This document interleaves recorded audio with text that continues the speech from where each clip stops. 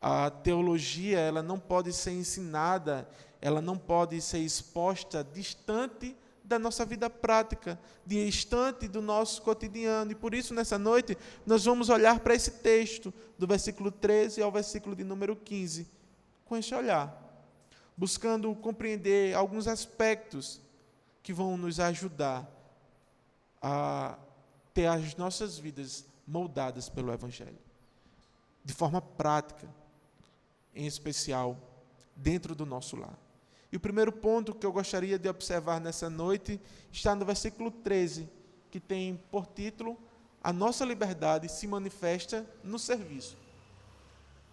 Observe, Gálatas 5, versículo 13. Porque vocês, irmãos, foram chamados à liberdade, mas não usem a liberdade para dar ocasião à carne. Pelo contrário, sejam servos uns dos outros pelo amor. O apóstolo Paulo aqui está esclarecendo como a liberdade cristã deve ser entendida e vivida. Nós não somos livres para pecar deliberadamente. E ele começa lembrando aos Gálatas que eles foram chamados à liberdade. Desta forma, a liberdade não é algo conquistado por eles. A liberdade que nós temos não foi conquistada por nós, mas foi Deus que nos chamou. É uma condição pela qual o próprio Deus nos convocou, o próprio Deus nos chamou, então não há mérito humano nesse aspecto. Trata-se de uma libertação da condenação do pecado.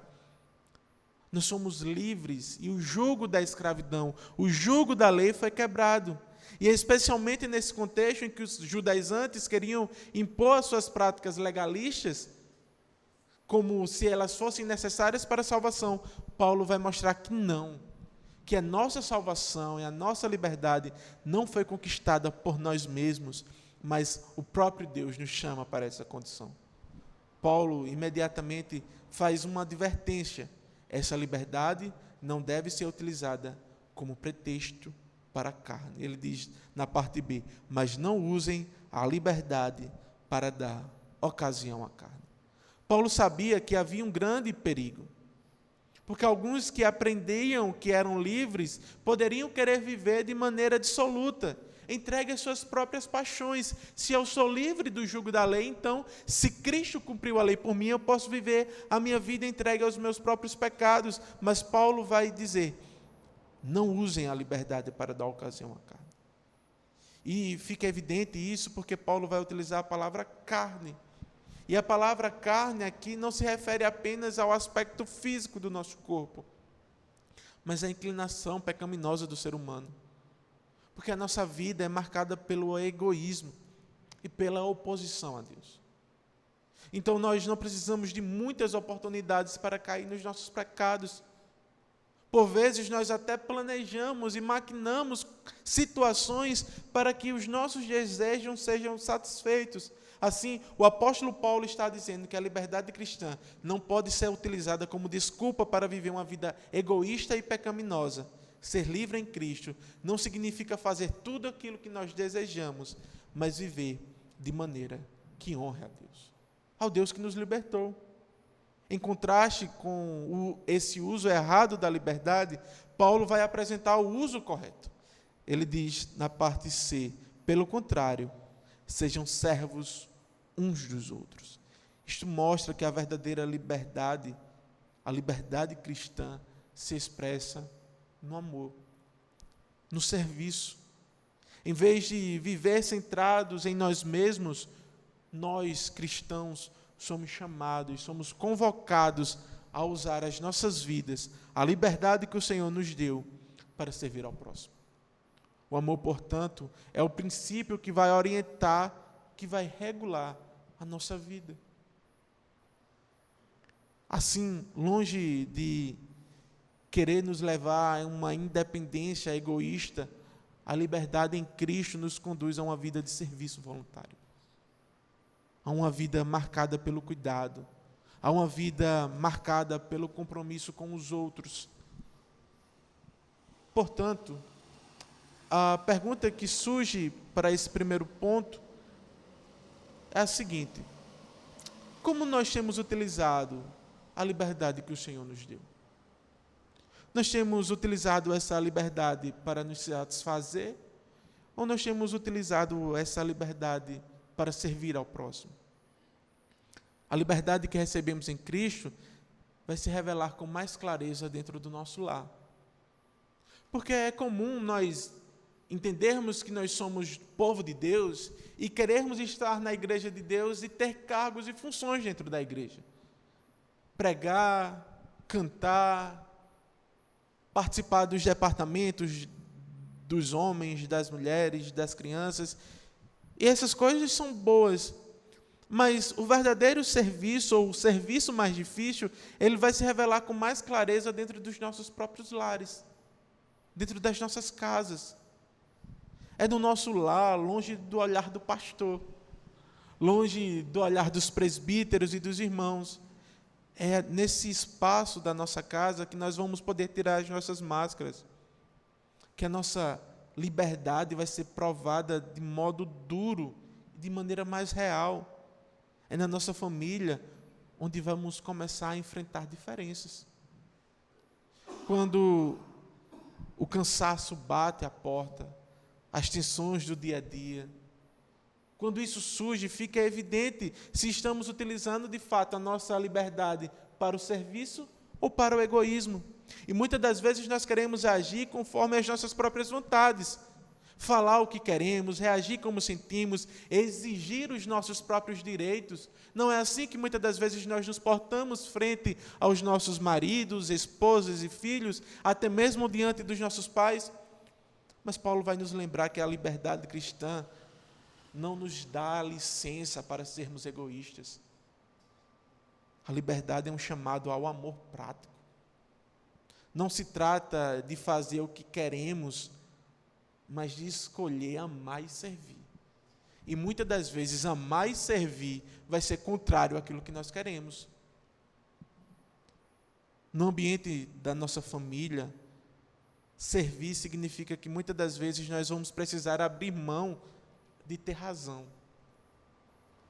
Naquela discussão que parece que estamos certos, e nós queremos bater boca com o nosso cônjuge, mas exige que nós venhamos abrir mão, ter que ouvir o outro, silenciar, servir mesmo quando não há reconhecimento do outro. E é muito triste quando nós vamos fazendo algo e o nosso cônjuge, o nosso filho, os nossos pais não reconhecem os nossos esforços. Mas entra a parte mais difícil, é que muitas das vezes nós precisamos perdoar, quando o desejo do nosso coração é endurecer. No nosso lar, servir não é algo grandioso muitas das vezes. Às vezes, achamos que o serviço grande está nas grandes ações, nas grandes declarações de amor, nas surpresas, nas flores, mas na verdade está nas palavras que nós dizemos no dia a dia, que muitas das vezes são ditas com cuidado para não ferir o outro, nas atitudes onde precisamos exercitar a paciência, quando nós precisamos renunciar, quando nós precisamos abrir mão de estar certos. Assim, cada situação do nosso dia, dentro da nossa casa, se torna uma oportunidade de viver o Evangelho. A pergunta permanece diante de nós. Quando ninguém está vendo, quando estamos apenas com os nossos familiares, nós estamos utilizando a nossa liberdade para nos satisfazer ou para servir? Paulo, escrevendo a Timóteo, no capítulo 5, versículo 8, Paulo diz: se alguém não tem cuidado dos seus, e especialmente dos da própria casa, esse negou a fé, e é pior do que o descrente. É importante que nós sirvamos fora das nossas casas, que nós sirvamos na igreja, que nós sirvamos na nossa sociedade, no nosso trabalho, mas o ambiente principal, o nosso principal campo ministerial é a nossa própria família. E é difícil. Cuidar dos nossos familiares não é apenas uma questão de convenção social, mas é uma evidência da nossa vida espiritual. É impossível que nós venhamos dizer que estamos bem espiritualmente se nós vivemos em um lar que está em ruína. Paulo não está tratando de um aspecto que é secundário, mas de algo que é tão sério, que quando nós negligenciamos os nossos familiares, nós estaremos, na prática, negando a fé que professamos. Ao tratar sobre a família, o reverendo Augusto Nicodemos falou que as frequentes exortações dos apóstolos ao marido para que amem suas esposas e, por outro lado, as esposas para que se sujeitem aos seus maridos, indicam que os cristãos casados devem estar sempre alerta contra o egoísmo, a rebeldia e o orgulho dos seus corações, para que não perturbem a boa paz e a felicidade do casamento. Mas, infelizmente, muitas das vezes, os nossos casamentos são marcados por egoísmo, rebeldia e orgulho. A primeira aplicação desta noite é um convite bastante desafiador, que é: abandone o uso da liberdade como desculpa para o pecado. Às vezes nós queremos apresentar justificativas para as nossas atitudes. Nós temos dificuldade de reconhecer os nossos pecados e optamos, às vezes, por utilizar frases como: eu sou assim mesmo. Eu falei o que pensei. Eu não levo desaforo para casa. Quando eu estou certo, eu não sei ficar calado. E aí nós vamos apresentando desculpas para os nossos pecados, mas isso não é liberdade cristã. Quando nós fazemos isso, nós estamos utilizando a nossa liberdade para dar ocasião à carne. E o povo de Deus não pode ser governado pela carne. Não pode ser governado pelos seus próprios impulsos, mas deve ser governado pelo Espírito Santo de Deus. E esse é o primeiro ponto. Que nós possamos aprender que a nossa liberdade, ela se manifesta, em primeiro lugar, no serviço. A segunda lição é que o amor se manifesta no cumprimento da lei. Observe comigo o versículo de número 14. Porque toda lei se cumpre em um só preceito, a saber, ame o seu próximo como a você mesmo. Dando continuidade, Paulo afirma que toda lei se cumpre em um só preceito, que é: amarás o teu próximo como a ti mesmo. Paulo aqui está citando diretamente Levíticos capítulo 19, versículo 18. É o resumo da segunda tábua. Quando nós olhamos, ame o seu próximo como a ti mesmo, nós estamos pegando aqueles aspectos de honrar o pai, de não roubar, de não furtar, de não mentir. E Paulo e Moisés, escrevendo aos Levíticos, capítulo 19, versículo 18, vai fazer esse resumo: amarás ao teu próximo como a ti mesmo. Aqui Paulo não está descartando a lei, mas ele está revelando a verdadeira essência da lei. O cumprimento da lei não se dá de outra forma, senão pelo exercício do amor. Pois quem ama não prejudica, não explora, não fere. Pelo contrário, busca o bem.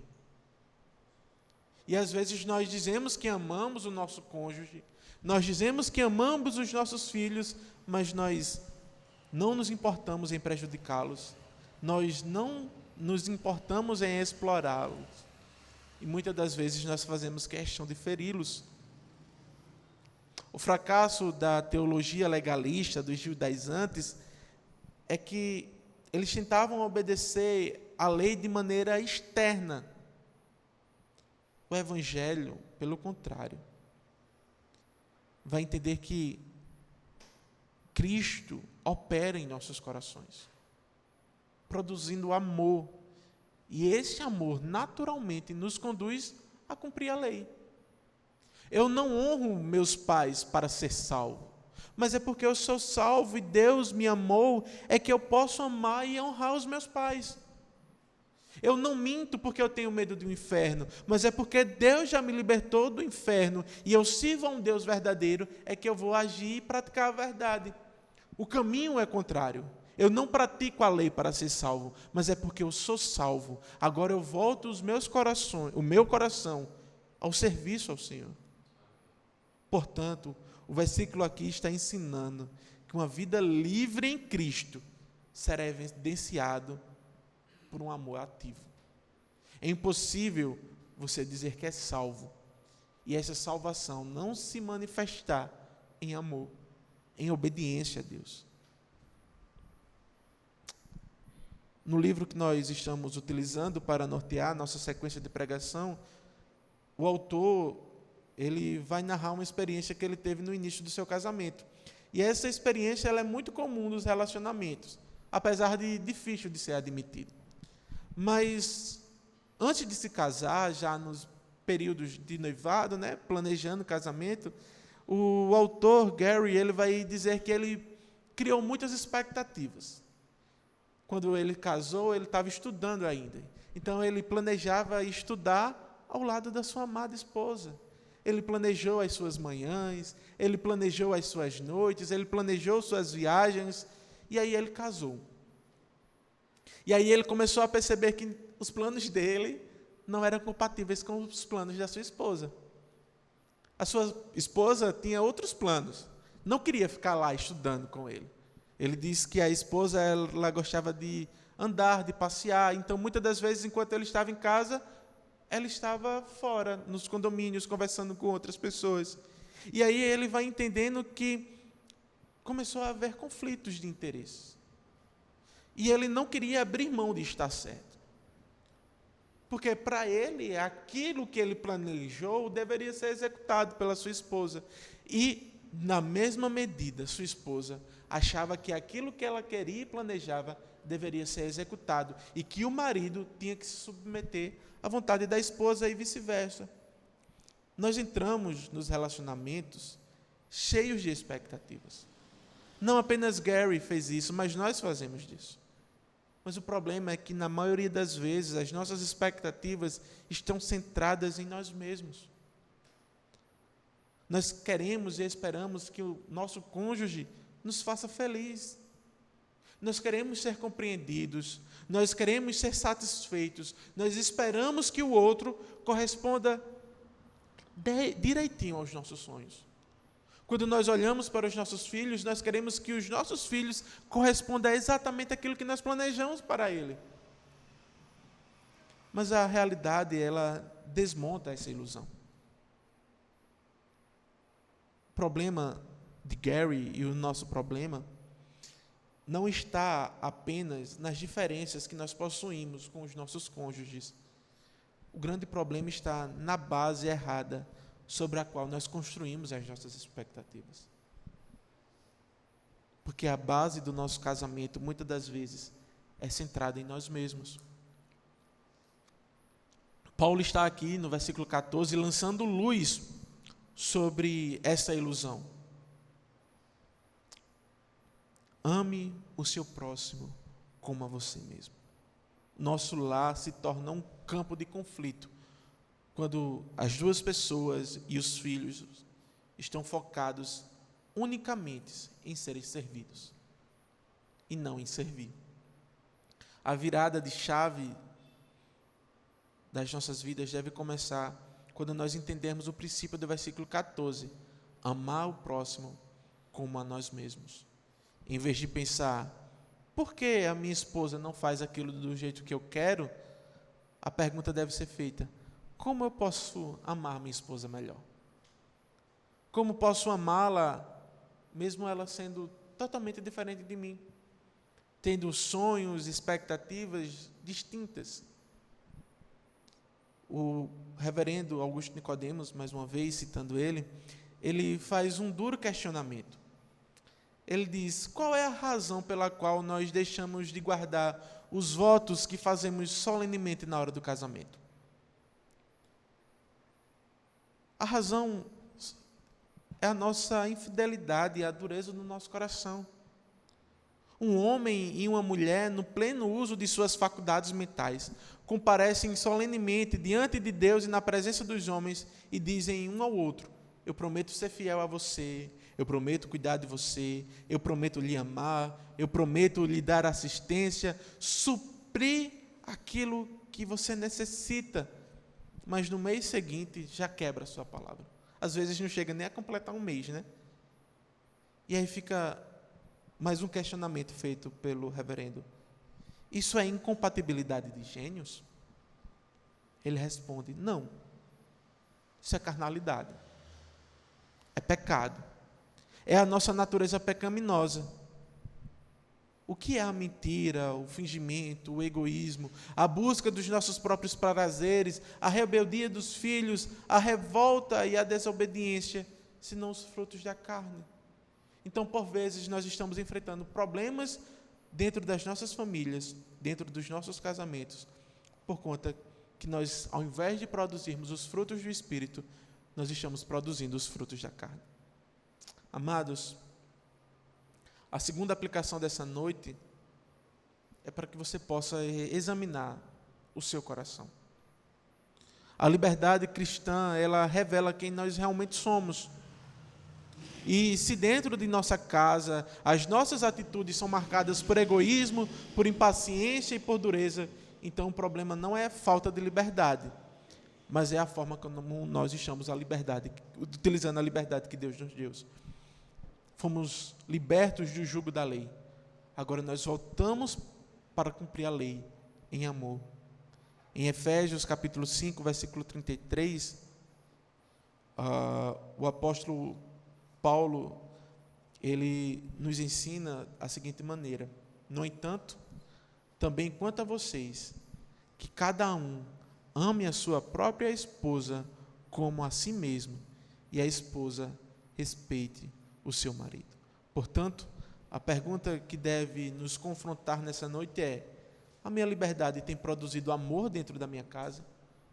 A minha liberdade em Cristo tem revelado serviço dentro da minha casa, ou tem revelado um coração que ainda é dominado pelo ego? Porque a verdadeira liberdade cristã não nos afasta do serviço, não nos afasta da obediência, pelo contrário, ela nos conduz a cumprir a lei com alegria, por meio do amor. Caminhando para o último ponto, nós chegamos no versículo 15, que diz: mas se vocês ficam mordendo e devorando uns aos outros, tenham cuidado para que não sejam mutuamente destruídos. A terceira lição é que a ausência do amor nos conduz à destruição.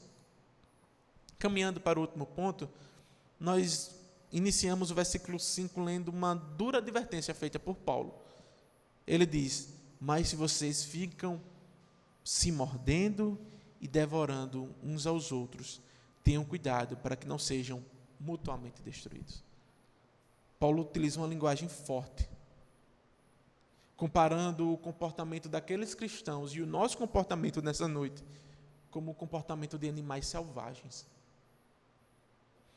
Essa expressão aponta para atitudes como conflitos constantes, palavras que são ditas de maneiras duras, há ataques, há divisões e um espírito de rivalidade dentro da comunidade.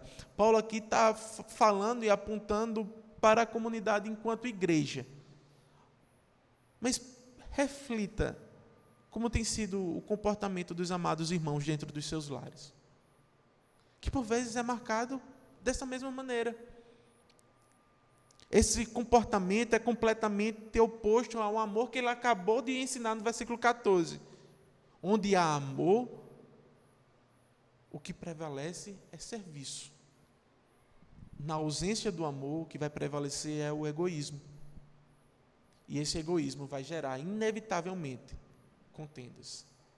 Por isso, Paulo acrescenta: tenham cuidado, porque se vocês continuarem se mordendo e devorando uns aos outros, qual é o fim, meus irmãos? Vocês serão mutuamente destruídos. Você não vai destruir apenas o seu cônjuge, você não vai destruir apenas o seu filho ou o seu pai, todos serão mutuamente destruídos.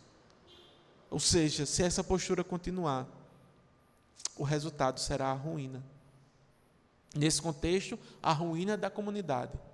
No contexto familiar, a ruína da nossa própria família.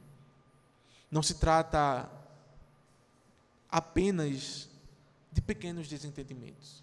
Nós somos pessoas distintas, com desejos e interesses diferentes. É normal que haja alguns conflitos dentro de casa. Mas o que Paulo está retratando aqui é de um processo que é completamente destrutivo, que destrói a unidade que existe dentro da comunidade e que existe a unidade que existe dentro do lar. O ensino aqui de Paulo é claro. Quando os cristãos deixam de servir uns aos outros, eles passam a agir movidos pelo ego. E isso os conduz para a sua autodestruição. É importante nós entendermos que esse morder e devorar, muitas das vezes, acontece de maneira sutil no dia a dia. São palavras ditas no calor do momento, críticas constantes, ironias, impaciências, atitudes que ferem mais do que constroem. Um relacionamento, ele não entra em ruína de uma hora para outra. Mas pequenos ataques repetidos, pouco a pouco, vai desgastando os relacionamentos. Infelizmente, uma dura realidade é que os casamentos de muitos cristãos estão se desgastando por conta de comportamentos assim.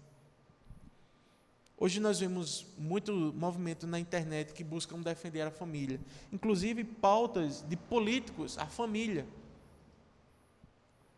E muitas das vezes essas pautas, elas buscam defender a família de ataques externos, de ideologias, de músicas profanas, de ensinamentos profanos, e de fato existem essas ameaças, elas são reais, e nós devemos nos posicionar com seriedade diante delas, proteger a nossa igreja, proteger a nossa família.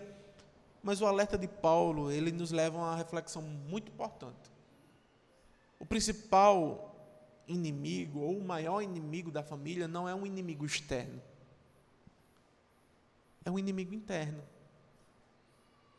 Muitas das vezes os problemas não estão do lado de fora. Na maioria dos casos, está dentro de nós mesmos, dentro dos nossos próprios corações. Os principais vilões do casamento não são apenas as pressões externas, mas são os nossos próprios corações. Nosso orgulho, nosso egoísmo, a nossa dureza, a falta de perdão, a falta de compaixão, a falta de misericórdia, a necessidade de sempre estar com a razão.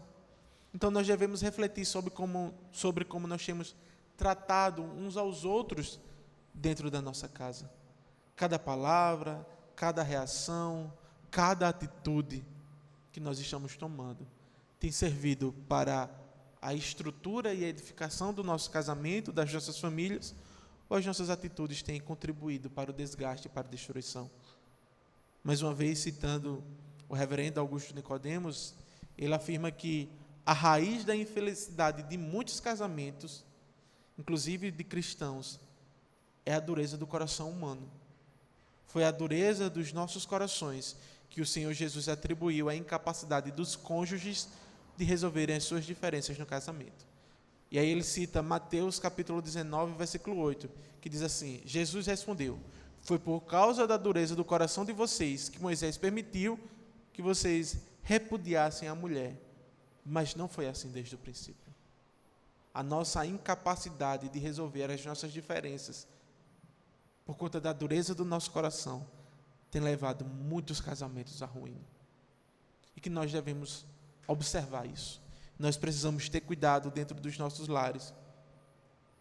E antes de nós caminharmos para a conclusão desse sermão, eu gostaria de trazer uma terceira aplicação, que é: prestem atenção nas pequenas mordidas do dia a dia. Às vezes nós queremos morder o outro só para ter o prazer de estar certo. A destruição de um relacionamento raramente começa com as grandes crises. Ela quase sempre se inicia com as pequenas coisas.